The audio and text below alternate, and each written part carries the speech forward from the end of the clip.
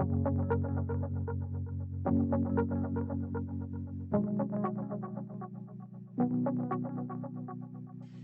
was the favored son of his father, but hated by his brothers.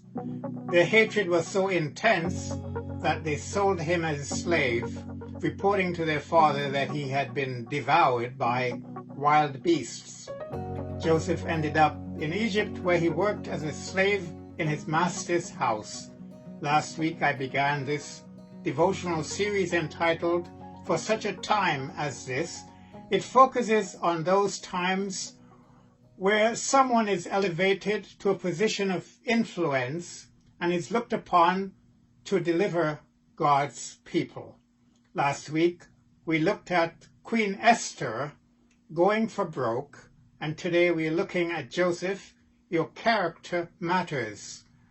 Working as a slave in Potiphar's house, Joseph was of such impeccable character that Genesis 39 verse 4 tells us, Joseph found favor in his eyes, and he became his attendant. Potiphar put him in charge of his household, and he entrusted to his care everything he owned. But Genesis 39, 6 and 7 tell us, now Joseph was well built and handsome. And after a while his master's wife took notice of Joseph and said, "Come to bed with me."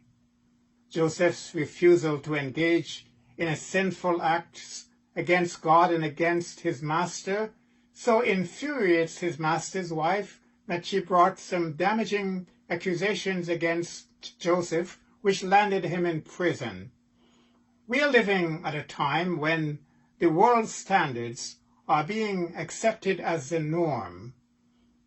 How do we go against the pressures to conform and stand up for what we believe to be right? Well, Romans 12 tells us we are not to conform to the pattern of this world, but be transformed by the renewing of your minds. Perhaps you are called to God's kingdom for such a time as this, to exhibit a godly character that is exemplary to your peers. After spending several years in prison, Joseph was taken from his dungeon and appeared before the Pharaoh. You see, Pharaoh had a disturbing dream that no one could interpret, but he had heard that Joseph had the ability to interpret dreams. So Pharaoh sent for Joseph, Genesis 41, 15 and 16. Pharaoh said to Joseph, "I had a dream that no one could interpret. But I've heard that when you hear a dream, you can interpret it." "I can't do it," Joseph replied to Pharaoh, "but God will give Pharaoh the answer he desires." Joseph's interpretation of Pharaoh's dreams later enabled Egypt to survive 7 years of famine. The Pharaoh dressed Joseph in robes of linen and made him second in charge over all of Egypt. When the years of famine began, Egypt was well positioned to survive. People from all over came to Egypt to buy their grain. This included Joseph's brothers, who had sold him into slavery. In his providence, God had positioned Joseph in Egypt for such a time as this.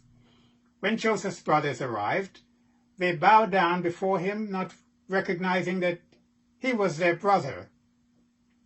Joseph could have avenged himself because of what his brothers had done to him, but instead he showed them great kindness. Joseph said to them, "You intended to harm me, but God intended it for good, to accomplish what is now being done, the saving of many lives." Genesis 50, verse 20. Perhaps God has positioned you where you are for such a time as this. Be faithful because your character matters.